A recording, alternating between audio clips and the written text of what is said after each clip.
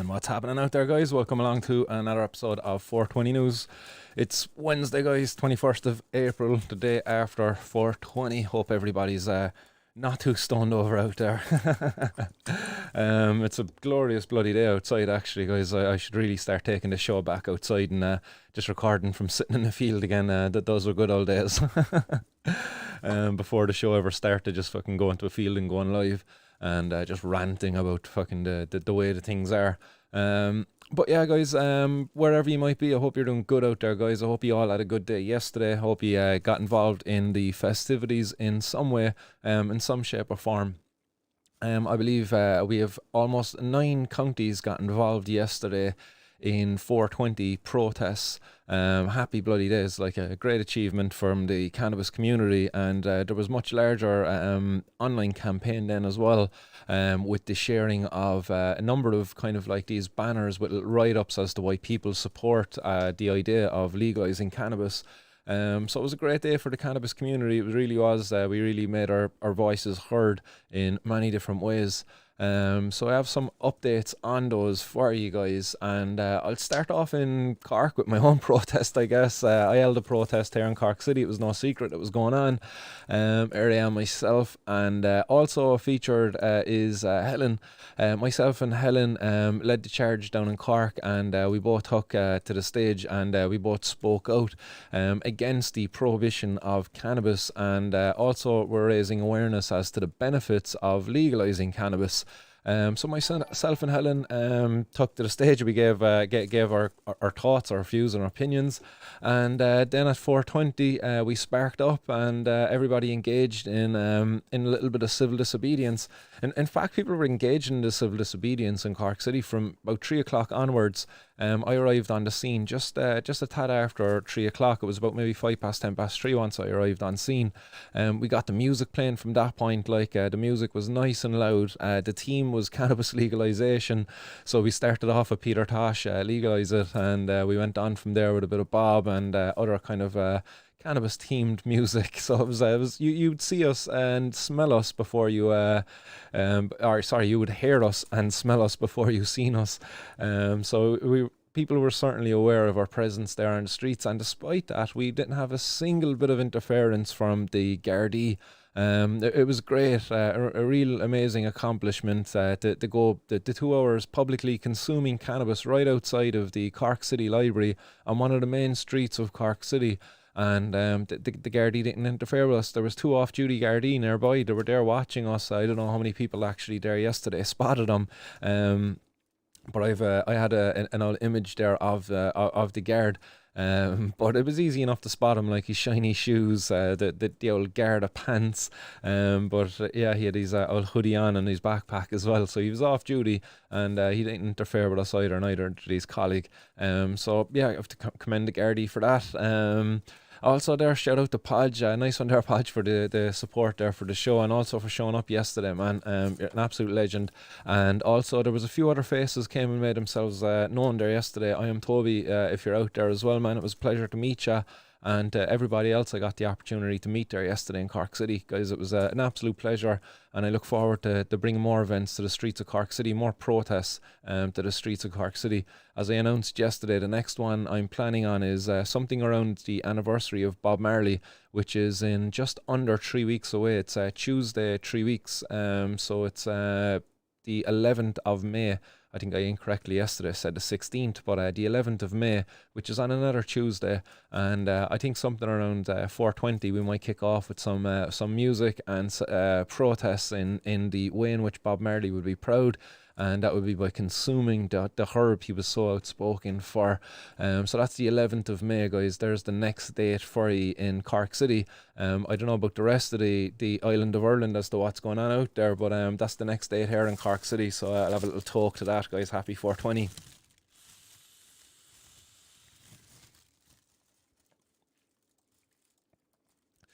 So some other protests that went on out there, guys, and well done to everybody who went out and got involved again, as I say yesterday. So we'll start above in Belfast. So above in Belfast, we had the NI Gardai and the Belfast, or the Northern Ireland Cannabis Community, excuse me, protesting above there in Belfast. They started off at the Belfast City Hall, and then they marched down to the Gardens of Remembrance. And a great day was had by all as well up there. And again, they were escorted by the PSNI up there, the police, and the police escorted them down to the park, and they left them off in the park to enjoy their day. As far as I know, nobody was arrested, nobody was interfered with, again, as far as I know.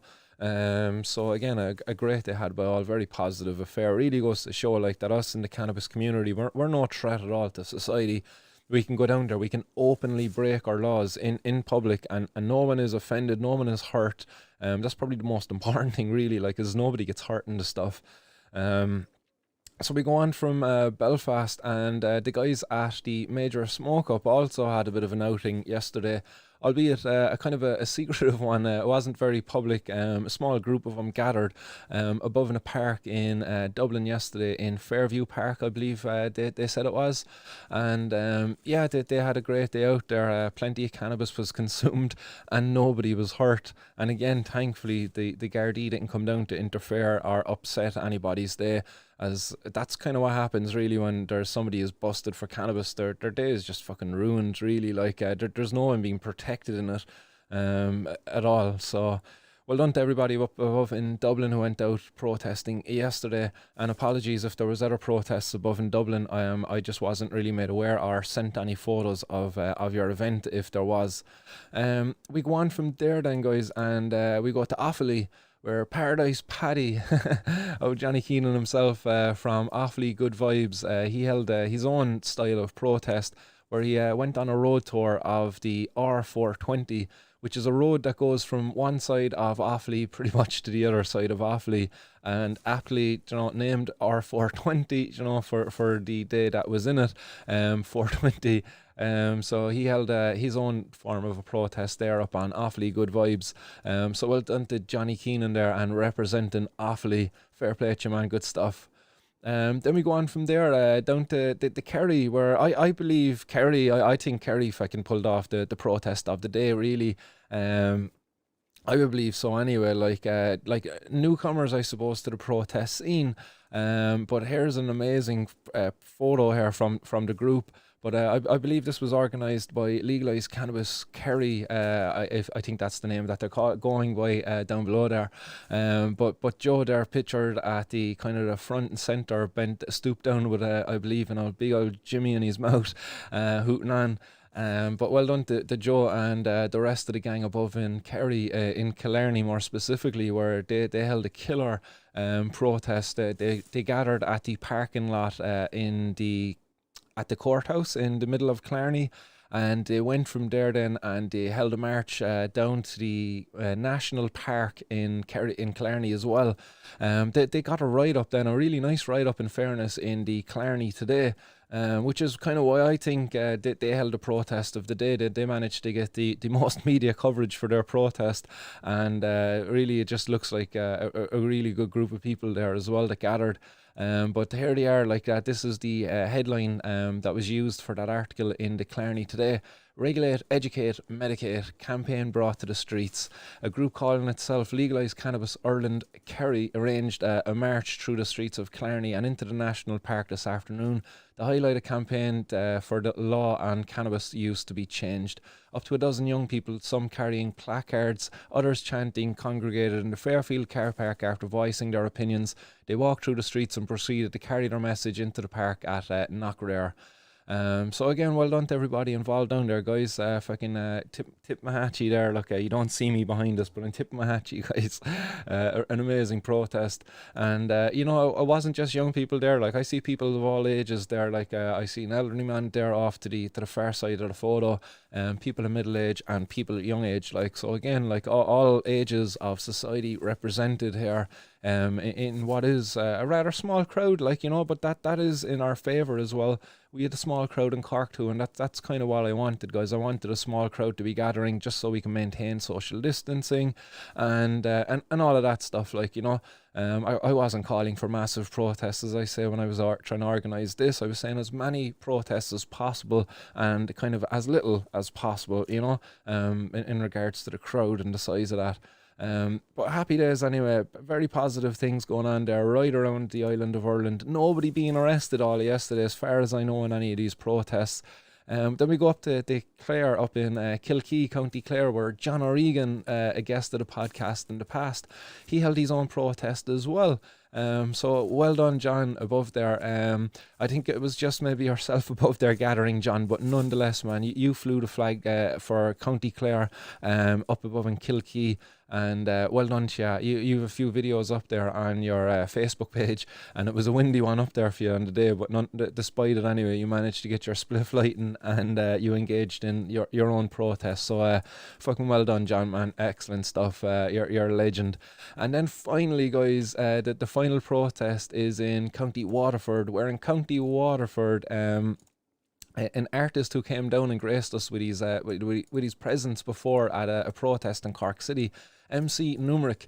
MC Numeric pictured here was on a bridge here, I think it's a bridge, in Waterford. He says he couldn't find any protest being organised or anything like that, so he went out himself with his own little sign, and he held his own protest there at 4:20. He also released a video online where he released a few lyrics. I see if I can get it up there now. 1 second. I think it's up on his Facebook page. I'll get it up there now for you guys, and I'll play that one for you because I just like to support the local artists out there who are supporting the cause too, you know. This was released yesterday for 4:20. So right, this is going to pop up there, so 1 second. So this is a piece by MC Numeric. Where's he gone? Boom, there we go. Excellent, savage stuff. Yo, this is for the guards. All the robberies and traffic and all the accidents, there is so much, and you search for illegal substances. You chose a position of power, so consider the consequence. Your job can't just be to do what you told. Let's contemplate. Since time immemorial, people use natural materials to explore their mental and push the barriers. But it wasn't profitable, so they make it seem questionable. How you gonna make plants growing worldwide unavailable? Set standards are unattainable, and they got you doing the dirty work, checking people's pockets and even their privates just to get promoted. That's just a dirty joke. You can't tell me what to do with my body, even if you have more money and your fancy degree with your pharma company, even if you got a badge and a uniform. You can't tell me nothing cause you're misinformed, sending weed growers to prison like criminals. This law should have been long gone, and you know it. So why don't you choose to rise above it? And next time you witness a victimless crime, just keep going. Good stuff there, man. Excellent, legend. So I'm glad I was able to share that there with you guys. And again, fucking send my thanks out to the lads, MC Numeric and shit, I can't excuse me, I can't remember your buddy's name. But the lads came down there last year, and they engaged in the protest that I held down in Fitzy's Park. I think I have their I think I followed their YouTube. I'm going to quickly have a look there, see if I can find them, just to give them credit where it's due. And if anybody else is out there who maybe wants to follow them.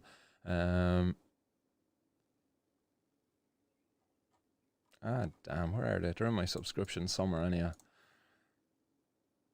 All right, never mind it. I apologize. I'll share a video there or a link to them there at some later stage because it'll take me too long there now to find that. So guys, that was all of the protests that were held there yesterday. So again, well done to everybody who got involved in that and everybody who came up to the city. People travelled to the city for the protests from West Cork, from East Cork. So there was a good representation of the county of Cork there in the city yesterday. So well done to everybody who came up and got involved. And you know, it's not an easy thing to come out and expose yourself in public and participate in protests like that.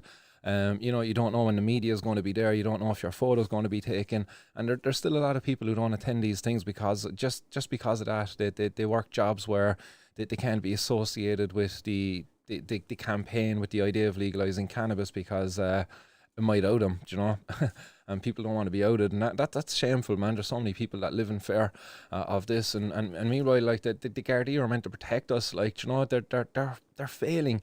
they're dividing themselves from the communities they're meant to protect, and they're not even actually keeping the drugs off the street. Often enough, they're just getting lucky when they find the drugs. And I suppose that's a good segue into the next news piece, which is that the Gardaí hunting for what they say are dumb criminals who failed to pick up 2.8 million euros worth of cocaine for 10 days. And this was in relation to a case above in it was drugs that they say were destined to the north. It was a van that arrived in off of a ferry from the UK, and here are the drugs. But the van was driven off of the ferry from, I don't know what port it was, but arrived in from the UK anyway. And it was discovered by our Gardaí down in the south of the border. I believe it was in County Tyrone, actually, if memory serves correct. Boom.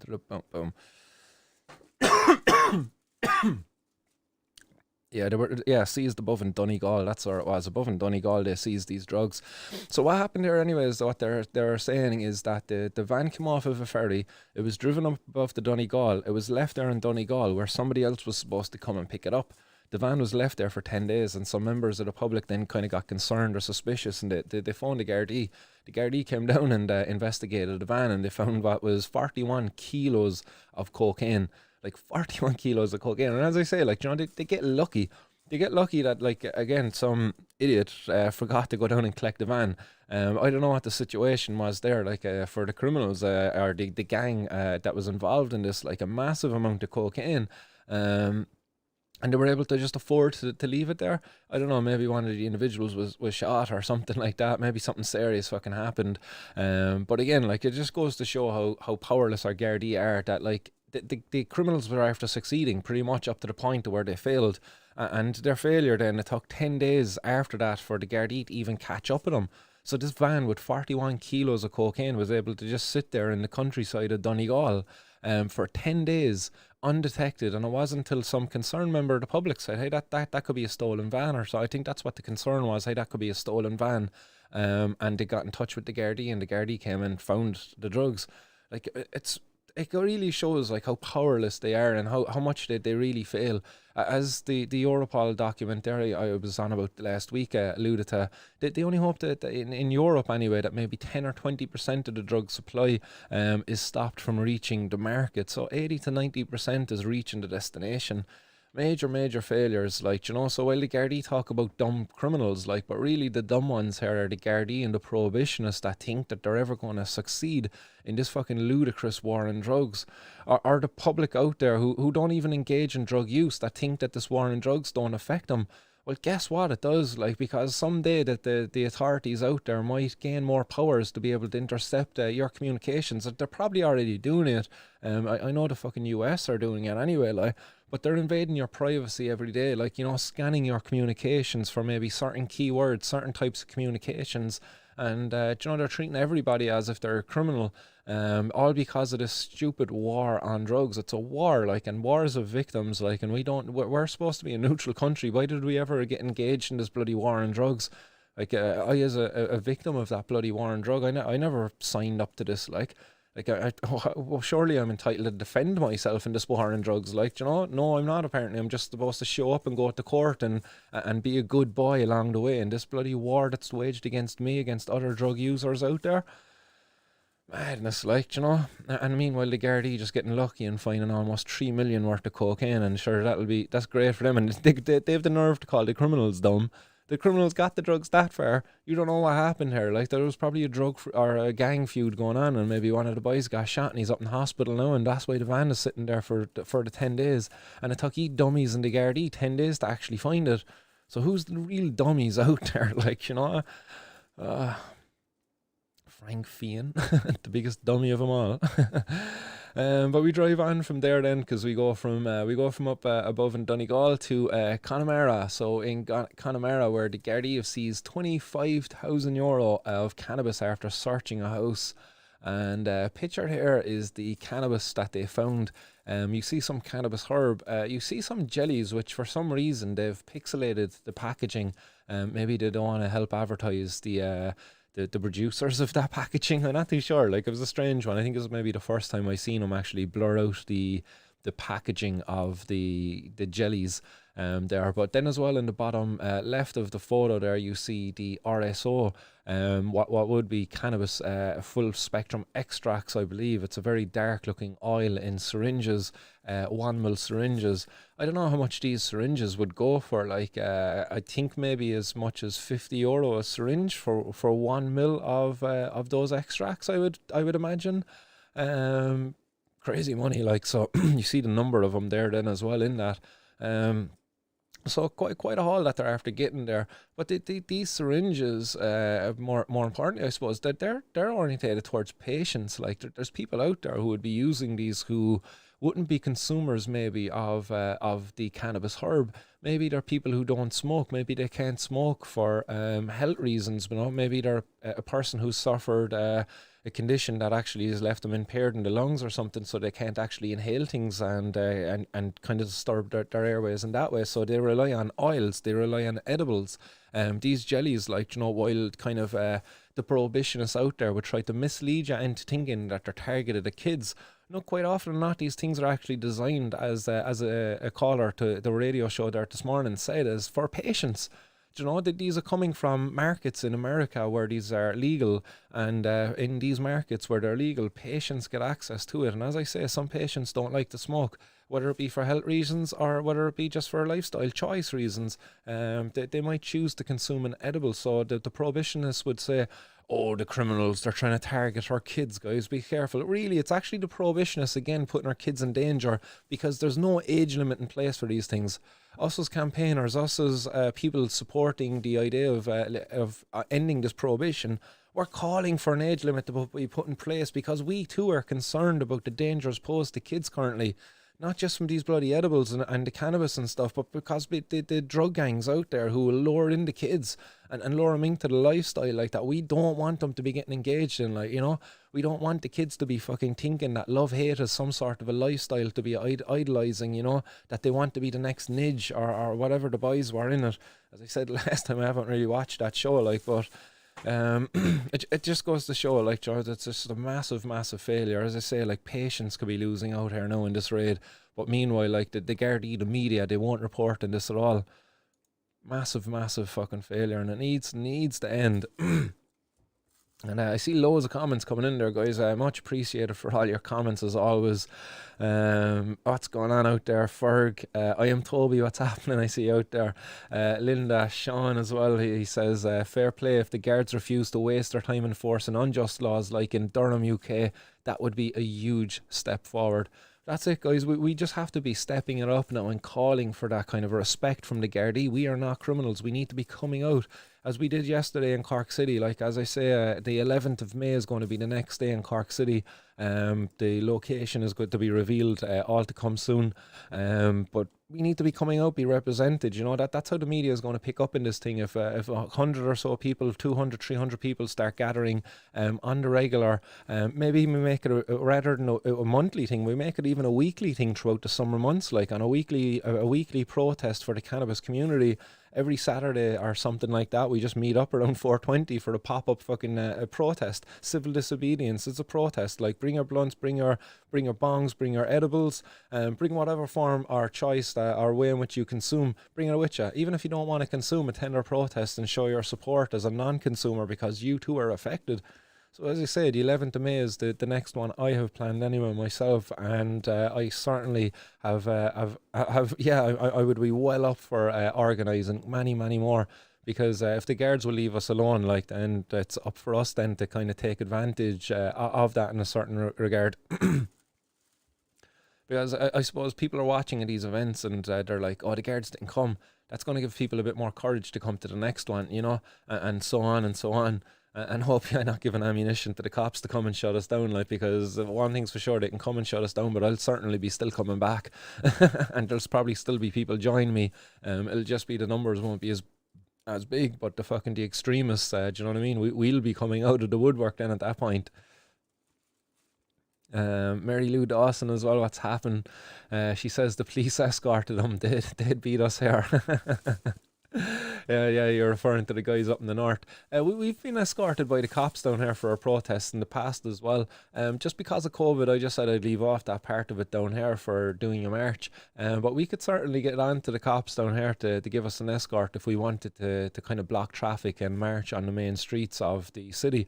That's certainly a request we could make, and they'd have to kind of honour, because we would only be giving them notification of our intention to carry out our event, and then it's up to them to make sure that it's going to be carried out in a safe manner for us with that.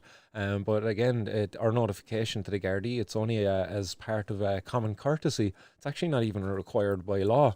But yeah, the Gardaí would escort us, all right, if we requested it. I just didn't request it yesterday because I didn't have intentions of doing a march. I just wanted to hold the space, and that's what I want to do again on the 11th of May. Maybe is hold the space, just go down, blast out the music, have the community come, engage in the civil disobedience, but also socialise too. Like, because that's one thing that we've been robbed of, is this freedom of socialising with like-minded people, with people who are like-minded like us, and in the idea of legalising and ending cannabis prohibition. So yeah, that's always going to be a part of these protests as well.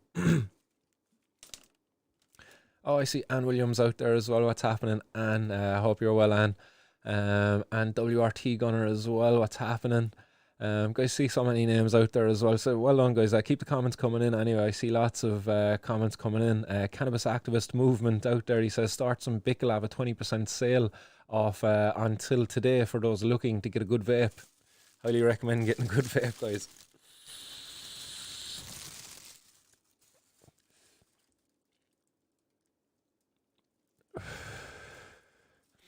Yeah, I see shit in the book. It says, how did yesterday go, Martin? Very well, man. Really well.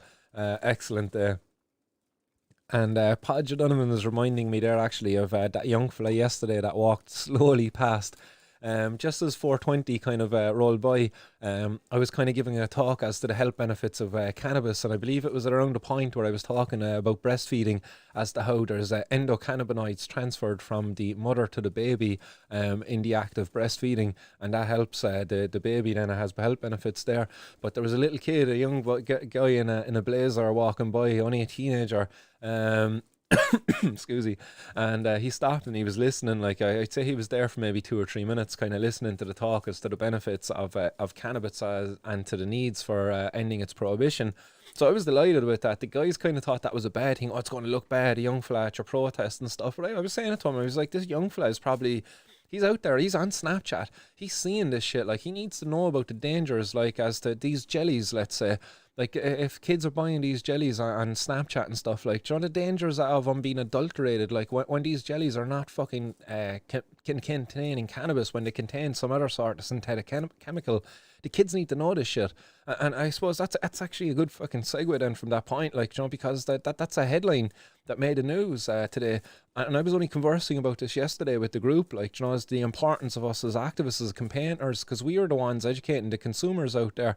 And quite often or not, these consumers are underage people, and the HSE are very slow to engage in campaigns. As I say, like, when they take cannabis, when they take cocaine, when they take pills, they don't test it for adulterants, and they don't get information back out to the communities of people who use these drugs as to the adulterants that are found in them. At least they're very slow to do it. It's actually the community, quite often or not, who lead the charge, get the message out there, and then afterwards it's the health services pick up on it. Much was the case for ecstasy and MDMA and PPMA.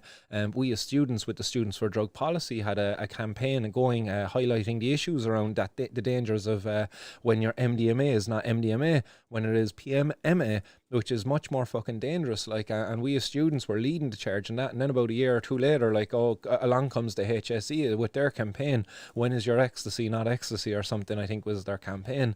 But again here, like, the Gardaí say they warn parents after dangerous cannabis sweets seized in Meath. Why are they warning parents? Why are the Gardaí not warning politicians that the drug war is lost, that the drugs are everywhere, and that they need to control and regulate it? Like, for cannabis, it's probably one of the easiest ones. Why are they warning parents? Like it's the Gardaí's fault that these drugs are in the hands of criminals and that there's no age limit, like, in place. Well, not necessarily the Gardaí's fault, but I suppose they're a part of the problem. Because here, like, while they're using their voice, they're using it for the wrong reasons. They're wasting their breath. Like they can do all they want to warn parents, but even I as a parent know that once my kid goes out there and she's out there with her friends, like that I have very little control over it. Like that I as a parent have to educate my kids, and that's where the power of is. But once my child is out there, they're free to engage in that. And when it comes to drugs and cannabis, like that, there's no age limit in place. So I as a parent can't do anything if they want to go out and buy it from drug dealers, because outside of educating them, as I say, because there's no age limit. But when with the off licenses, I'm kind of at ease. I know it's hard for my daughter now to go down and buy alcohol or tobacco, so I don't really have much worry there. But I do worry about cannabis. Like it's all around her. Like she hangs around with kids. Like she's 13 at the moment herself, but she has friends who are 14 and 15. And she's shown me, like she showed me a year ago when she was 12. Like, oh dad, look at this fella. He has this stuff up on his Instagram or up on his Snapchat, and it's cannabis. Like, is this what that is? And she'd be always asking me questions. Like, and it's great that I get to have these conversations with her. And I am reassured when she goes out there that she is knowledgeable and sensible enough to be able to say no to this stuff and to be able to wait until she's an appropriate age, because that's how I've educated her about it. You know, just wait, be patient. Good things come to those who wait. If she would ever wish to engage in anything, tobacco, alcohol, or any other substances out there. But unfortunately, like, you know, our politicians, the Gardaí, they're wasting their time with this prohibition. They need to end it. If the Gardaí really want to protect kids here, they need to be warning our politicians. The war on drugs is lost. The best thing they can do here is end it. And yeah, I've ranted on enough about that, but here are the collection of sweets. I'll make that a bit larger there. Like, there's a fair old selection of them. Like, you have the Kerry bro. So like it's not even Cali bro actually anymore. It's Kerry bro, which is kind of a funny one. There's all sorts of ones there. You have the Stoner Patch, Jolly Rancher gummies, quite a few things there. Like, but again, like, will there be any analysis coming back as to what was actually in them? Like, there won't be. Like, there'll be no harm reduction information delivered out there to the cannabis consuming community as to the content of some of these sweets. You know, it's crazy. Like, some of these here are labelled as containing up to 500 milligrams of THC. Whereas, like, again, that's a very high amount, but it doesn't really have it. That's just another way of charging you more for the packet, probably. Like, you know, the article talks about that they're being sold for up to €30 for a bag of 5 or 6 sweets, and the bags would look very attractive to kids. Like, what, they look very attractive to kids? Like, so fucking what? Like, you know, the biggest danger here is that they're very attractive to kids, and they're in the control of drug dealers who have no morals a lot of the times. You can't expect them to have morals because they're breaking a law to do what they're doing, so quite often not, they don't. And they will sell it to kids because they're in the game to make profit. Whereas you look at an off license, they're in the game to make profit, but there's regulations in place where they'll lose their license to sell alcohol if they sell it to kids. So they don't sell it to kids. This is how regulation works.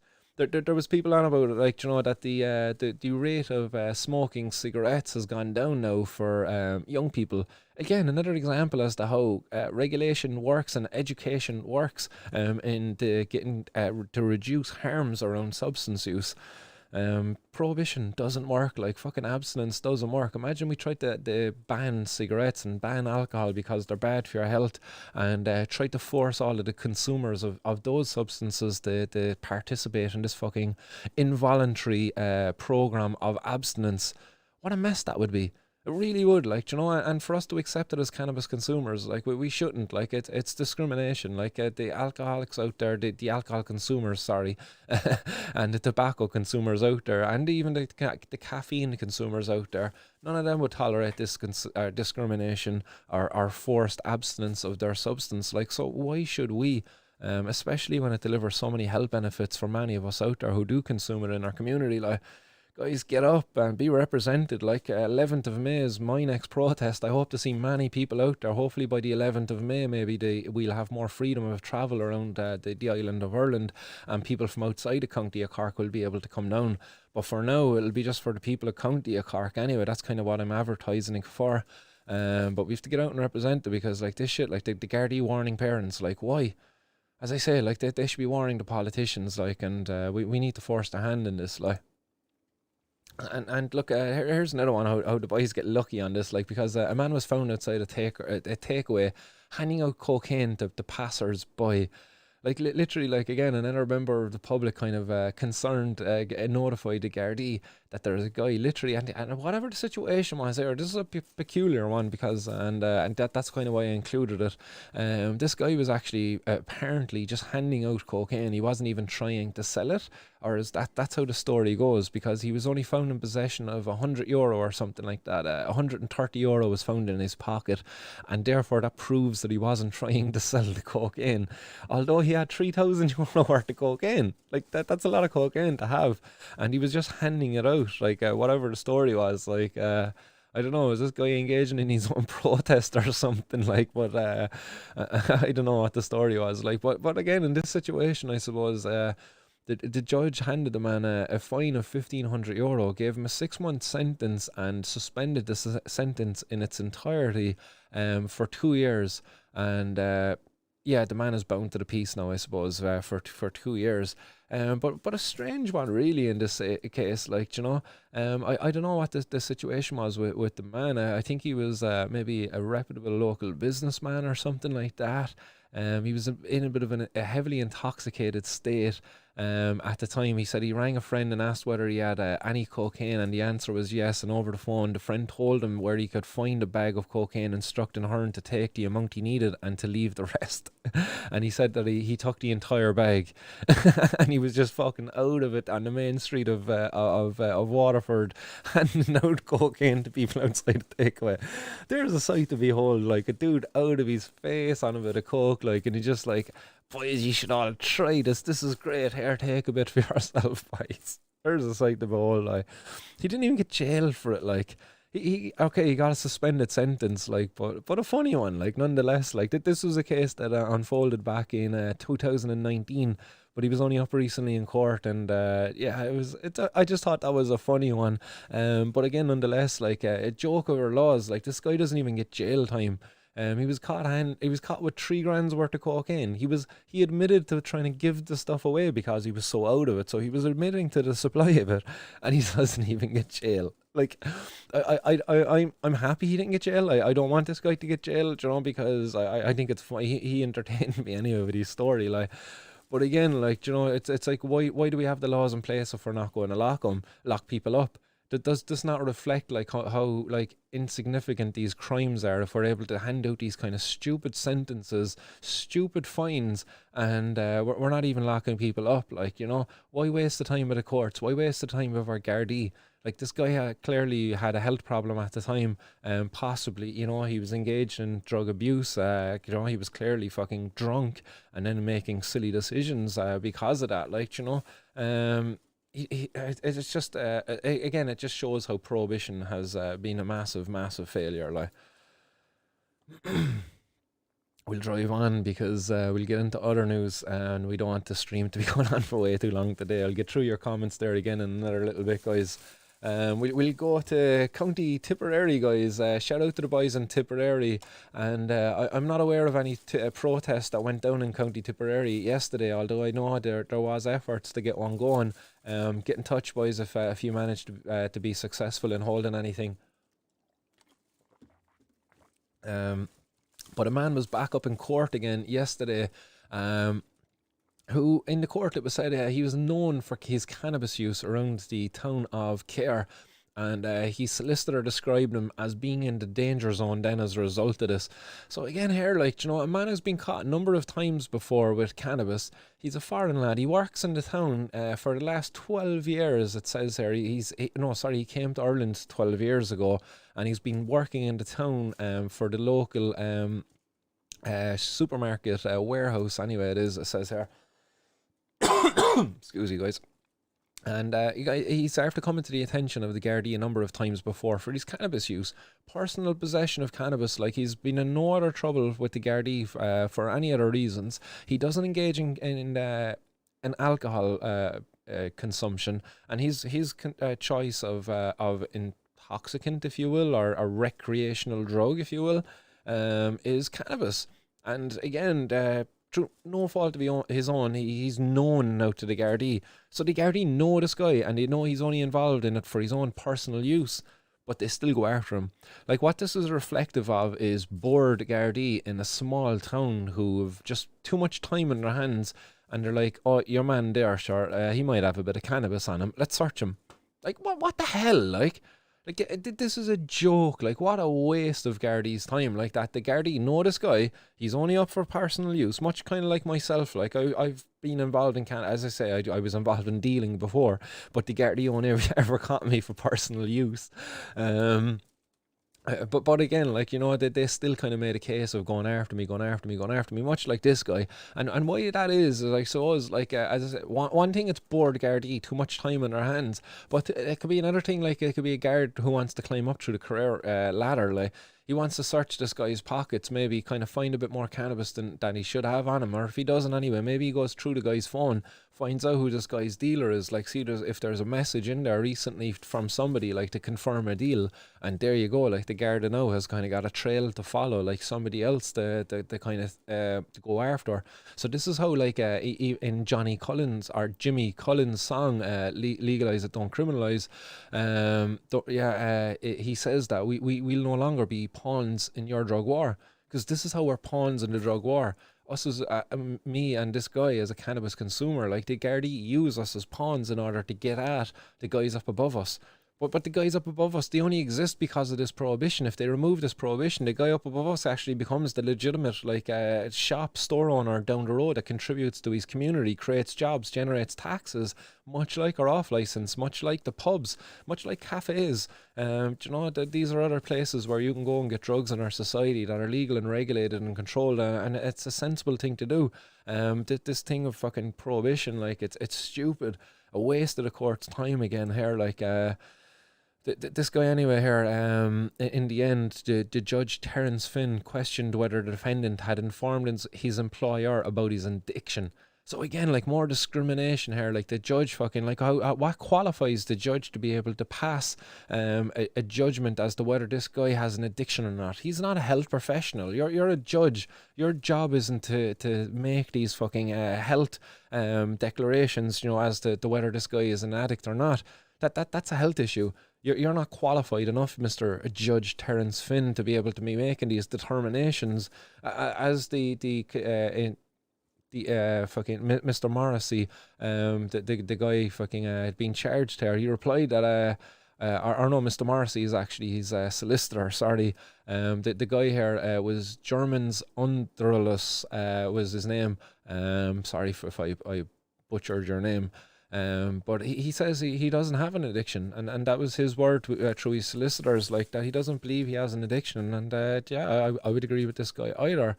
But yet, despite this, the judge says that, noting a persistent use of cannabis, he must be addicted, and therefore the judge sentenced the defendant to 3 months of imprisonment, sentenced or suspended on a Section 99 bond for a period of 2 years, and he also imposed a fine of €600 to be paid within 6 months. Complete bollocks, man. You know what I mean? Like, all right, this guy is going to be working. He's probably going to pay the fine, and hopefully he won't get get fired for this. Like, but you know how much he got caught with? €10 worth of cannabis. €10 worth of cannabis, and he got a €600 fine. So, like, that's a 60 times the value of what he was caught with.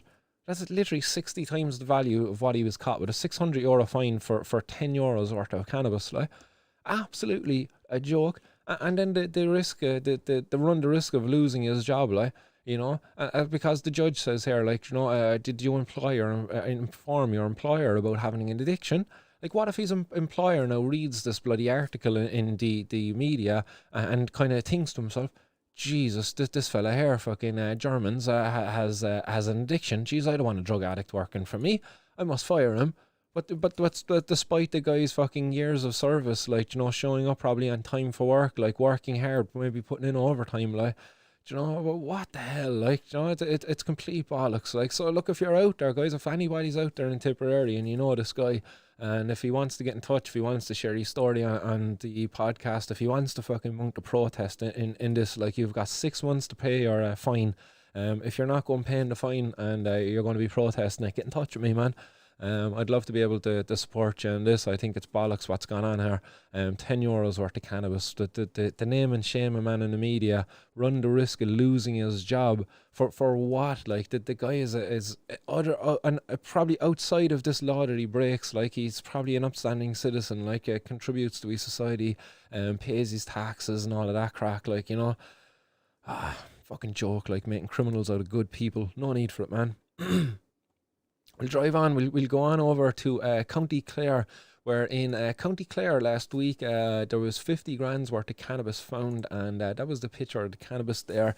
And this was back in the news there today because the two men who were caught with it, they were up in court charged with it, but they got one of them got out in bail, and one of them was held on continuing remand in custody. And it was interesting, I suppose, and this is that and the only reason I'm going back to it is one of the individuals who was given bail in this case. He was given bail where a part of his bail conditions is that he had to be able to keep a phone on all the time and have credit in his phone. So if he was found to have his phone goes dead, the guy was going to be in breach of his bail, or if his phone didn't have credit, he was also in breach of his bail. But also, I suppose, during the case as well, which I found interesting, is that Mr. Callappi, one of the individuals involved in the case, he told the detective that that's a stitch-up, 100% a total stitch-up. So I don't know what he's saying here. Like, is this one of these cases, like, where the lads were told, hey, lads, go down there and collect this stuff, and they were just used as one of the decoys, like, maybe they caught here 50 grand's worth of cannabis, like, but maybe there was actually 5 million worth of cannabis coming through, or 500 grand's worth of cannabis coming through at another point, and these guys were literally just a decoy, or maybe a sacrificial lamb there because of some dirty cops, because as we kind of reported there last week, the cops are dirty out there, guys. Prohibition corrupts cops. Like, prohibition makes our communities more dangerous because it empowers criminal gangs to hire and corrupt our police force. Our police force are there to keep us safe, like the Gardaí, Síochána, like guardians of the peace, like they're failing in their duty to do this, like, and it's a major burden on our society, and we shouldn't carry it any longer. So as I said, the 11th of May is the next protest, guys. I'll keep repeating it. Get out there, have your voice heard. Also after that as well, we have Support Don't Punish on the 26th of June. That's another one that we're working on as well in the background. So if you want to get involved in either of those campaigns, guys, drop me a message. Support Don't Punish is a global annual day of support for decriminalising the drug user of all drugs. So we're going to be hoping to hold a day of action in as many towns and cities again across the island of Ireland for that on the 26th of June. So if you'd like to get involved, we're holding a training day someday in June where we'll train people who volunteer in order to how to engage in public and carry out the day of action. So if you're out there and you want to get involved, drop us a message at Martin's World podcast@gmail.com. So we'll drive on, guys. We have 2 or 3 more bits of news there to get through, and we'll finish up then with those. So in this piece here, there was an Irishman who was recently arrested in a massive drugs bust in Spain. There was €3 million worth of cannabis found in this drugs raid. And here's pictured some of the cannabis that was being grown in what it looks like, I suppose, by the shape of the wall anyway, a loft of a roof and in the attic. So this was over in the Costa del Sol. This was last week when the Spanish National Police operation, codenamed Pachamama, against the gang suspected of cultivating 3.5 million worth of cannabis in the area and smuggling it to Germany. But I suppose the biggest issue here, like, really is that these guys in this gang were actually stealing electricity, and not just from their own property, but from neighbours. They were after tapping into neighbours' properties and were stealing electricity for their property in order to grow the cannabis kind of undetected. Maybe they were trying to spread the load of the electricity over the number of properties there, but they were stealing it, like, because the people in the other houses then were paying for the bloody for the electricity that were being used for it. But again, like I suppose even in this article, then like they're quick to try to diss the Spanish cannabis scene by kind of attributing it to John Gilligan and to Daniel Kinahan and the some other notorious crime gangs from Ireland and from around the world going to Spain and operating there because of the lax laws over there. Because even in this case, like while this guy got caught with 3.5 or 3 million, over 3 million worth of cannabis, like the maximum penalty that they're facing here is 3 years. That's all, 3 years. That's the maximum penalty that they'll get. Despite that, like still Albertillo, who I interviewed in the podcast last week, got 5 years for his involvement in the operations, but that's because they got him on multiple things. It wasn't just the cultivation of cannabis, I believe. There was other charges there as well. And they gave him a 5-year sentence. Crazy, like, you know, it really is. And major missed opportunity here, like, because like you look at this, like they say here that these drugs were destined for Germany and for the UK. A missed opportunity, like that's an export market, like that the criminals are controlling. That the Spanish people can be controlling this, like, you know, and be setting themselves up for a market of export, because they have a great country there for growing cannabis. Like Spanish cannabis is pretty fucking nice. Like I've gotten some nice Spanish bud over the years, like, so. Yeah, fair play to the activists over there who continue to fight for the ending of its prohibition and for allowing the people over there to be able to engage in this massive global industry as it happens around the world. And we go from Spain then, guys. We go from Spain to France. Vive la France. Where Emmanuel Macron is against the generalized decriminalization of cannabis. This was a recent article that was sent to me about the French president who took part in a lengthy, I don't know, was it a podcast or interview or something anyway? It was a lengthy interview he did. And as part of it, then he was asked a number of questions and the topic of cannabis came up. And basically, Emmanuel Macron kind of fucking is a bit of a douche when it comes to cannabis anyway, because he says he wants to break the taboo, but he wants to break the taboo around because he believes that there's too much spreading of the benefits of cannabis. He says that he wants to raise awareness and break this taboo, unlike those who advocate generalized decriminalization. He says, I think narcotics need a break, not a publicity stunt. To say that hashish is innocent is more than a lie. Cognitively, the effects are disastrous.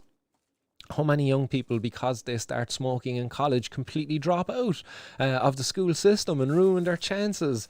He says, I'm not even talking about the effects of sliding towards harder drugs. So there you go. Like, obviously that's a translation of what he said. He gave the interview in French, but like for Emmanuel Macron, like the president of France, here he is admitting to believing that one, cannabis is a gateway drug, that it leads to people using harder drugs, but two, he believes that it causes people to drop out of college.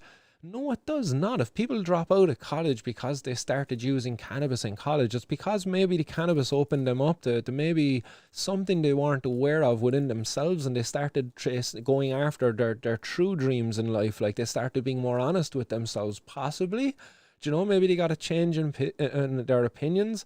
That happens with people, like, you know, quite often or not.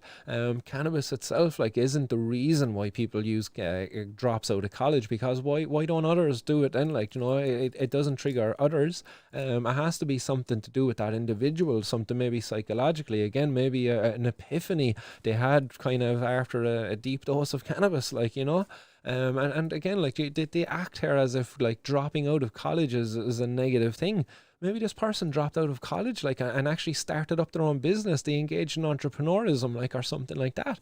Maybe they secured a fucking job halfway through the course, like, you know, who knows? Like, maybe they became a fucking drug dealer, like, because there was so much money in it. Because of what? Because of prohibition. So then actually what you're saying, Emmanuel Macron, is people are dropping out of college because the lifestyle given to them by drug dealing is actually so lucrative. Do you know, it's such a rewarding lifestyle, they drop out of college for it. So actually, Emmanuel Macron, then you should be arguing against the prohibition of drugs. Do you know?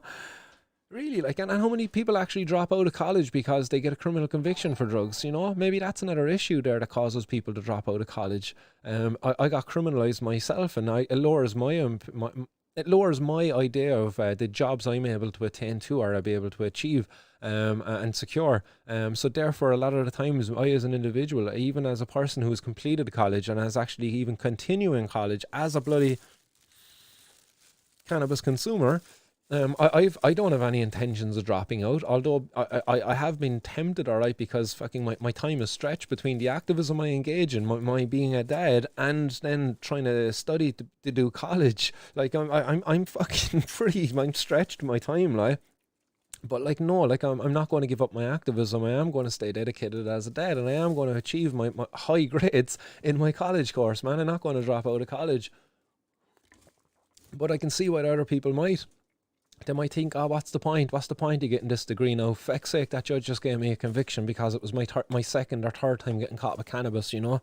Like, you know, or maybe you were very unlucky and you got a conviction on the very first time, which is unheard of, I think. But Emmanuel Macron, anyway, he's a joke. Like, it was a pretty lengthy interview he gave on it. But it's a bloody joke. Like, and I think actually we're like, at the end of the interview, like, he kind of promises to meet a target of 10,000 additional police and Gardaí. In the same interview, he angled on the security. The president of the republic promised to meet his objective of 10,000 additional police officers and Gardaí by the end of his 5-year term. Thus, each police district, he says, will have more police officers at the end of the period than at the beginning of the period, without exception. So maybe that's actually the reason why he needs to support this prohibition, because like, what else are these police going to do? Like, how much time do the French police actually spend engaged in targeting maybe drug users and drug dealers? Imagine if people who consumed cannabis, cocaine, heroin, and whatever drugs out there were able to get access to their drug through a safe, legal, and regulated avenue where there wasn't criminality actually involved in the supply of the drugs or in the trafficking of the drugs. Imagine that. Like, imagine the benefits that would do, and imagine what that would do to free up the police time. Would you actually be needing 10,000 extra police? Do you know, really? I wouldn't think you probably wouldn't, to be honest, with the amount of time you're after freeing up there by decriminalizing drug users and providing a safe and regulated avenue for those drug users to get access to their drug of choice. Like, again, like, you know, this is it. Like, this is how they benefit from this bloody war on drugs. Like, that they can show, like, oh, look at all the cannabis, look at all the drugs we're seizing, look at all the trafficking that's going on, look at all the dealing. We need more police. Yes, we need more police. Yeah. Sorry, fucking shouldn't be able to. That was a terrible French accent. We'll drive on before I fucking make any more terrible jokes. And we head over to America, to Team America, to President Biden. President Biden supports states' rights to legalize cannabis. But really, like, does he really support states' rights to legalize cannabis? Well, in this instance, he says he does, and he says he also supports, well, actually, he didn't say it, the White House press secretary, Jen Psaki, has said that he supports a state's right to legalize the recreational use of cannabis. She says the president supports leaving decisions regarding legalizing for regulation recreational use up to the states, rescheduling cannabis as a Schedule II drug so researchers can study its positive and negative impacts. And at the federal level, he supports decriminalizing cannabis use and automatically expunging any prior criminal records. And that was from a press briefing at the White House following a Senate hearing where the Senate Majority Leader, Chuck Schumer, made a very good speech actually in favour of his bill, which he's going to be putting forward in the not too distant future, which is going to seek to end the federal prohibition of cannabis, which will be amazing. So I have a video here for you of Chuck Schumer's speech. I think it's just a little over 2 minutes long, so I'll just play this for you there, guys, and hopefully the audio and everything comes through okay for you. Now on a much different subject. Today is what you might call a very unofficial American holiday, 420. It's as appropriate a time as any to take a hard look at our laws that have over-criminalized the use of marijuana and put it on a par with heroin, LSD, and other narcotics that bear little or no resemblance in their effects either on individuals or on society more broadly. The war on drugs has too often been a war on people, particularly people of color.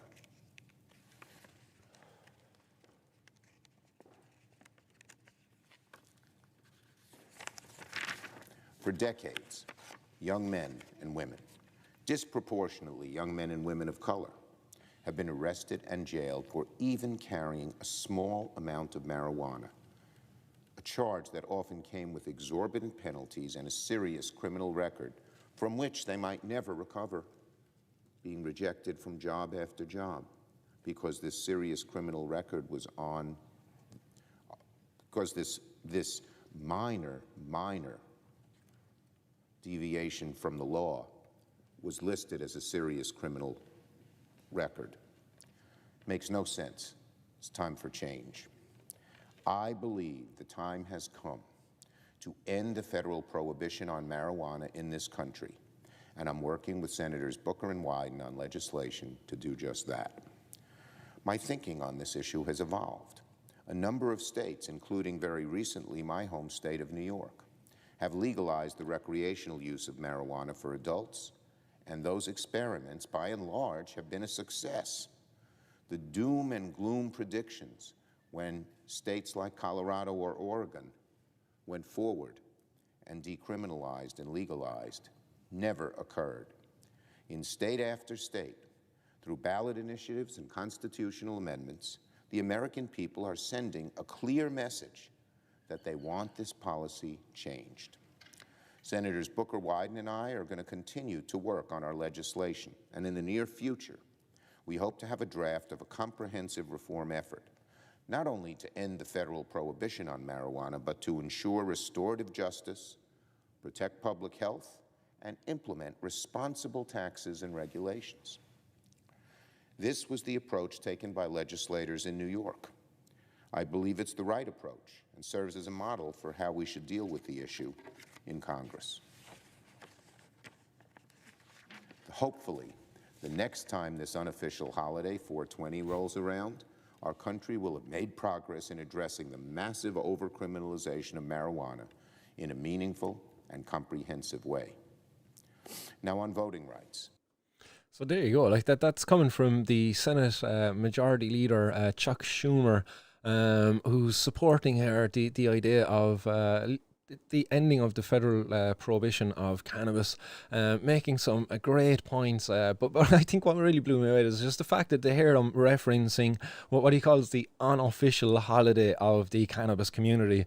To be fair, like it's only the unofficial holiday because like it's kind of like we're an unofficial community of people, like, you know, in a sense, like, but really, like, 420 is the holiday of the cannabis community. Like, we've adopted it, like, it's ours now. Like, it's been celebrated for many years. Like, it's a saying, it's a phrase, like, that's really is synonymous now with all cannabis consumers around the world. Like, there's not a cannabis consumer, I'd say, out there who doesn't really get the reference, like, you know, 420, oh yeah, 420, hey, yeah, you know. But it's good to hear him. I wonder, like, does Frank B and have any idea as to what 420 is?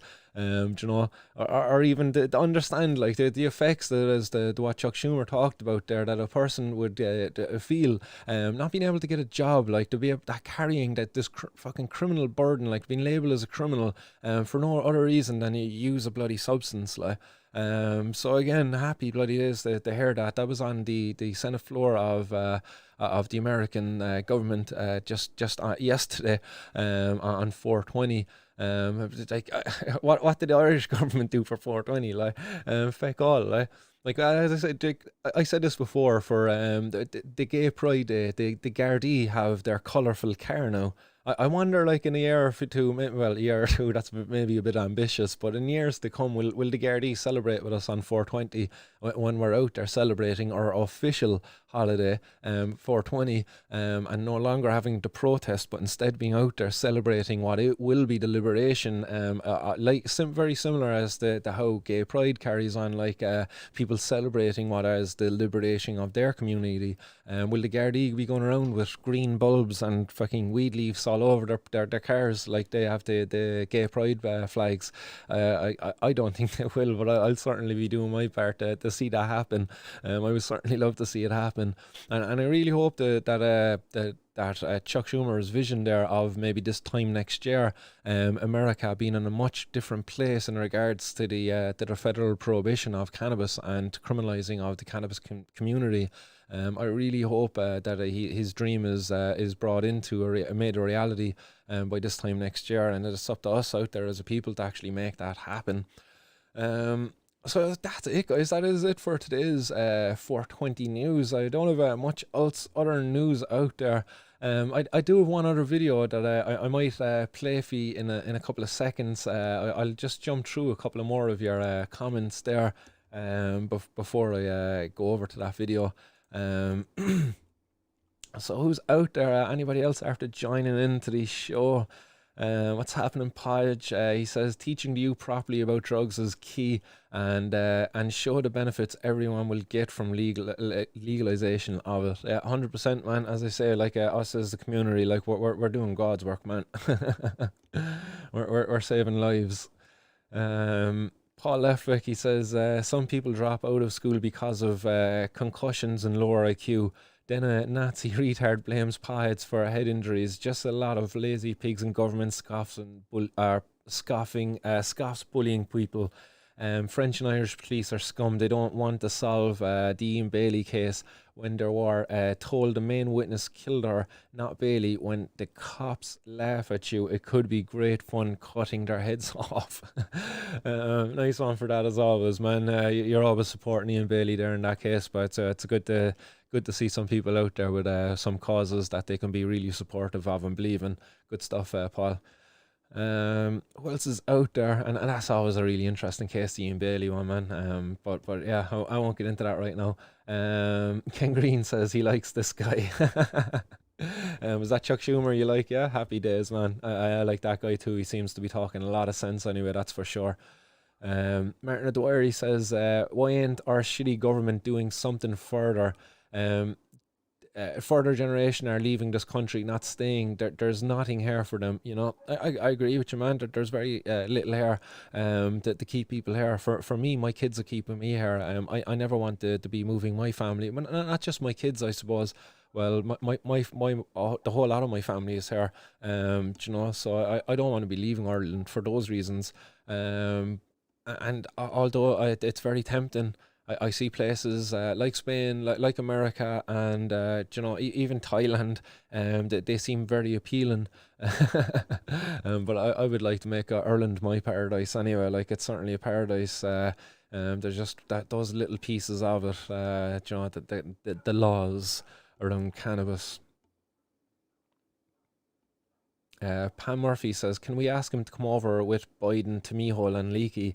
That's a very good suggestion, actually. Yeah, we'll get Chuck Schumer and Joe Biden over right after the federal decriminalization of cannabis, or maybe around the when the bill is put forward over there. Get him to meet Frank Fionn. That'll be an interesting conversation, all right, like between Chuck Schumer there and Frank Fionn. Man Falls says here that for 420 to be recognised as an actual holiday, however unofficial, is fucking awesome. Exactly, man. And he wasn't the only one. Like, there's been many representatives across America and Canada yesterday kind of tipping the hat to the cannabis community and on our holiday. You know, the 420 is a celebration worldwide for the cannabis community. It's a day that we choose to come out and protest, just because, you know, of those reasons, like 420, like.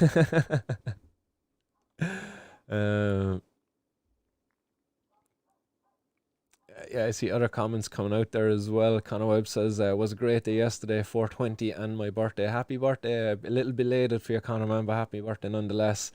And WRT says their is about 750 each. PH is about 750 each. Sorry, I've lost you there, the gunner.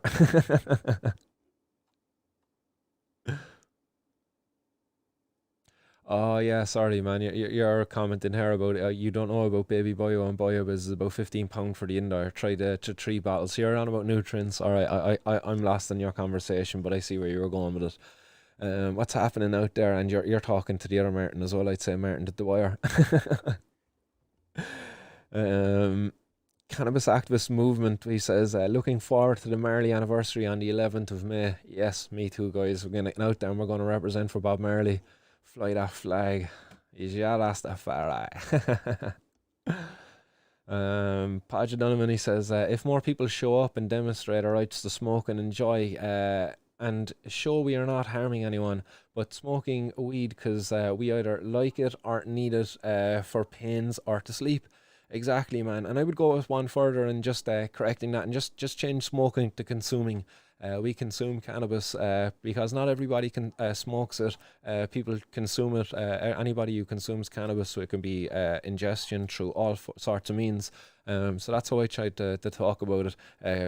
It just sounds better, consumption, you know, because smoking is it's not good, I suppose, for your health, smoking overall.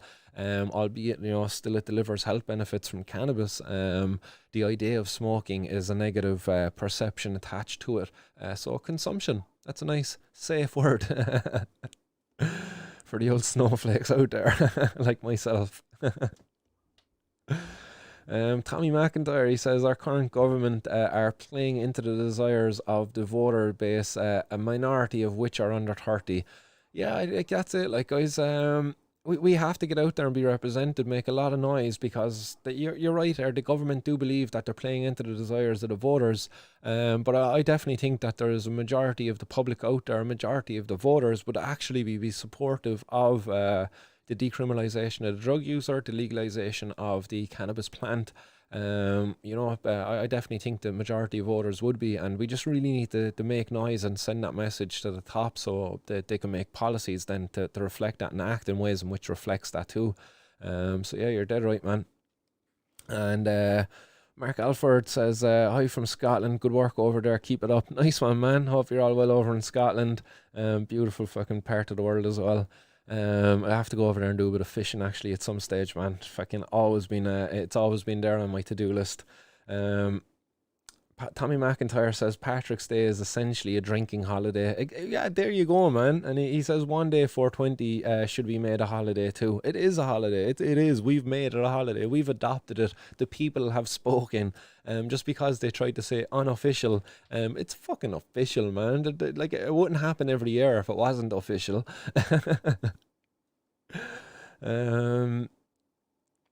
At Martin's World, could you maybe do a run through of how to grow it properly and what you need and don't need? Yeah, man, most certainly. I'll definitely put together maybe an educational video on how to grow cannabis properly in maybe different ways. But in the meantime, head over to the Percy's Grow Room and you'll get all the information you need, and you'll be taken care of by a community of people, growers out there who want to help just spread and grow the community, you know, by getting information out there to newcomers such as maybe yourself if you don't know enough already. So yeah, go to the Percy's Grow Room is the name of the forum. It's a good spot to go and learn about growing cannabis if you don't know about it.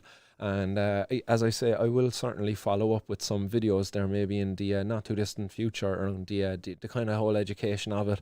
I'll get actually even in some experts from America, again maybe Martin O'Brien or some other growers out there will come on and we'll talk specifically just about all about growing cannabis right from seed to finish, to harvest, to curing, right, all of that stuff, like, you know. So yeah, we'll put that into the to-do list along with me fishing trip to Scotland. I am Toby says must get me one of those handheld dry herb vaporizers. Well, as Cannabis Activist Movement said there earlier, there's a 20% sale over on Starts and Bickle right now. So go make use of that if you're looking to get one of those. Those are probably the best out there as far as I'm concerned anyway. Dave Wolf says if RT not going to cover the protest, make it live yourself so people can see it all over the world. 100%, man. Yeah, my protest will be live as it was yesterday, and it will be again on the 11th of May and as well on the 26th of June, and maybe more as well to come as well. And Tommy McIntyre here is saying is Mr. Canucks Grow is good. So that's probably a YouTuber out there, I'd say, Mr. Canucks. So go check out that YouTube page there as well for some more informative videos on growing cannabis. Because as I said there was a video I wanted to show you before I sign off. It wasn't really a part of the news, but it was something I came across as I was preparing for the news. And it was a video that came from... it was from Africa. I'm going to pop this up here on the screen. It came from an African news, Africa news, and it was in a headline that was kind of looking at Morocco seeks to legalize Mary Jane. That was the headline. I was kind of just reading into it and stuff like that. And this video then caught my attention, and it wasn't really kind of worth putting into the actual news piece, but I said it'd be worthwhile just playing for yourselves here as we go through the comments. To our to our story on drug abuse. During a discussion on the decriminalization of drug use at a diplomatic dinner in Vienna in March earlier this year, where the United Nations Drug Control Entity sits, a Central African representative said that African countries cannot decriminalize because only criminals use drugs and use them to have the courage to do their criminal deeds. So you can't decriminalize drugs because only criminals use them. But before drugs were criminalized, people used them. Those people weren't regarded as criminals for using those drugs. So, like, man, this is like, it really hurts my brain when I'd be hearing things like this. Like, and these are elected representatives over there, probably getting paid from public purse. Like, and contrasting with Europe, where he said people use drugs because they have access to everything, jobs, leisure. The diplomat claimed that in African countries, people are not using drugs, and those who use them need to be punished. And that one there was the real cherry on top that just blew my fucking mind from this guy, like, or from whoever he's quoting here in this, is what he's saying is that, like, us here in Europe, like, we have everything. So when we use drugs, we're not criminals. What? What the fuck does that mean? Like, and what he says then in Africa, because they don't have everything, when people use drugs over there, they're criminals. Like, so what he's saying is that when poor people use drugs, they need to be punished. If you're rich and you use drugs, that's okay. Like, we're not. You don't need to be punished. Europe can legalize drugs if they want because they've rich people. Here in Africa, we've loads of poor people, so we're going to keep drugs illegal and keep these people criminals because when poor people use drugs, they're criminals. What in the name of God, man? Oh, it was just, it blew my mind when I heard this from this guy. They later went on. The diplomats' take on drugs and their presence in African society summarizes some of the most common perceptions of and prejudices against drugs and the people who use them. We speak about this with Professor Michel Kazachkin, who is a member of the Global Commission on Drug Policy. Mr. Kazachkin, with the recreational drug legalized in many parts of the world, we know that there are people who need it for medical reasons and those who abuse it. But what should the conversation around this issue be? Like that question that she posed to him there straight away, like that was another issue I had. Like, it's like, there's people who use it for medical reasons, but there's also people who abuse it. What about the people who just use it like for what we would regard as recreational reasons? She's making no allowance for this. Like, she's only alluding to the others, anybody else who uses it for non-medicinal reasons, it's abuse. Like, it's just such a biased perspective. Like, and you can see it straight away. Like, the African news channel, man, they must be fucking corrupt as a fuck, like, because that was an incredibly biased news piece. But then the guy who actually comes in speaking to him, like, here he is. Well, my view and that of the Global Commission on Drug Policy, so he's from the Global Commission on Drug Policy. His name is Michael Kazaksantsi, which I'm part, is that we should move worldwide to legal regulation of all drugs, because what is doing harm is not so much the drugs themselves, although they can be harmful, but it's very much the policies, the repressive policies that have been put in place to prevent production, sale and consumption. For 40 years now, the world has spent a lot of energy in trying to fight, quote, fight drugs on production by criminalizing users, that having prison sentences. And the end result is that there are more drugs consumed than ever, more drugs produced than ever, new drugs, synthetic drugs coming on the market every day. And we have a huge wave of over-incarceration across the world. We have an HIV/AIDS epidemic, including in Africa, among people who inject drugs. We have hepatitis, we have tuberculosis, and we have a lot of harm, because when people buy their drugs on the street, they actually do not know what they buy. And there you go, like there's another 2 or 3 minutes left of that, but she asks him another question, and he smashes the answer for that one as well. But there you have, like, your man Michael from the Global Drugs Commission, he's calling for the worldwide, a global commission on drug policy. He's calling for a worldwide legalization and regulation of all drugs.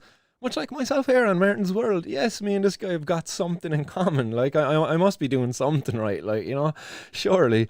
But again, like, I just thought it would be worth sharing that with you, mainly just because of the first 60 seconds of it, the views there of that bloody African representative, like, that poor people who use drugs need to be punished. Like, that's effectively what he said, but he didn't really say it in that way. But it was just fucking, it was actually worse the way in which he said it. He was like, you people over in Europe, you can use drugs because you have everything and it's okay, but our poor people here have nothing, and when they use drugs it's not okay, and we need to punish them for that. What the fuck, like? And like, sure, Africa has enough problems there, like, sure, there's people starving over there, like, but yet still they want to fund a drug war. Like, surely the money is better spent on food and water and wells and all of that kind of carry on, like, rather than empowering a fucking police force to go out and carry out what is a failed war in drugs that actually is, as your man Michael alluded to there, as massively failed. There's more drugs, there's more criminals than ever. Like, the drugs are actually much more dangerous now, more as a result of prohibition, because of the emergence of new drugs, in order to replace the illegal ones as legal replacements, much like the ones we know of because of the legal highs saga. But I just thought that was worthwhile sharing with you guys there, just as I kind of got to go through the comments. I'll read over the last few comments there, and we'll sign off there in the next few minutes. I see Josh Cockwell out there. He says, great show as always. Nice one for that, Josh. And who else is out there? We have Miss Stoways on Twitter. What's happening, Miss Stoways? Who else is there? Tommy McIntyre, Mark Alford. Yeah, we've gone through all of these comments actually now. Got down to the newest ones. I'd love to see what your man has for sale in his shop. That's the African guy there with his powdered stuff. Yeah, that definitely look too pleasing to be smoking anyway. Maybe to be used in your food. Why wasn't there an African guy got there actually not too long ago in Cork with a pile of cannabis that resembled that dust, and he said he was going to be using it for soup. Maybe there was actually a lot of truth to maybe that story, like, because that looked like what your man had there in his jar, very much powdered, really down into a very fine powder, like, so yeah, there may be a bit of truth there to that. Who else is out there? Dreamer77 can't believe what they are hearing. That's true, man, they're frozen, they were shocked. Mark Alford, he says, good stream, pal, video chat and big laughter for me, laugh out loud, go Martin, legend. Nice one for that, Mark. Always good to get positive feedback there from you guys. Last few comments there, guys, get them in if you want. WRT Gunner 43 says, it's up to politicians who want to be on the right side of history.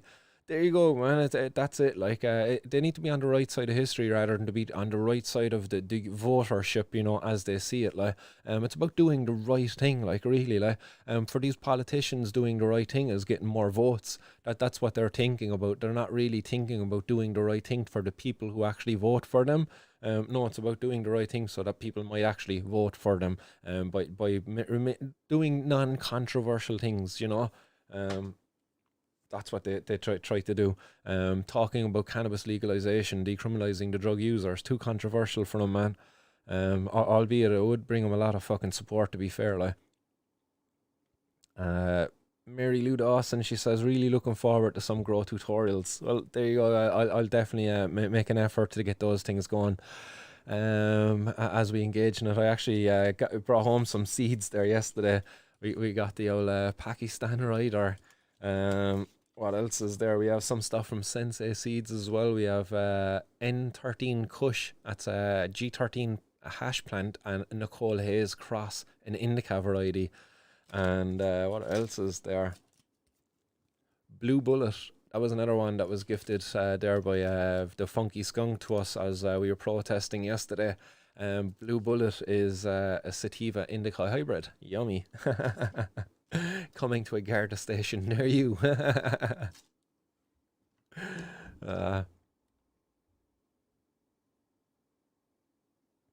Why do I keep calling you Mary? Do you know why? Mary Lou McDonald.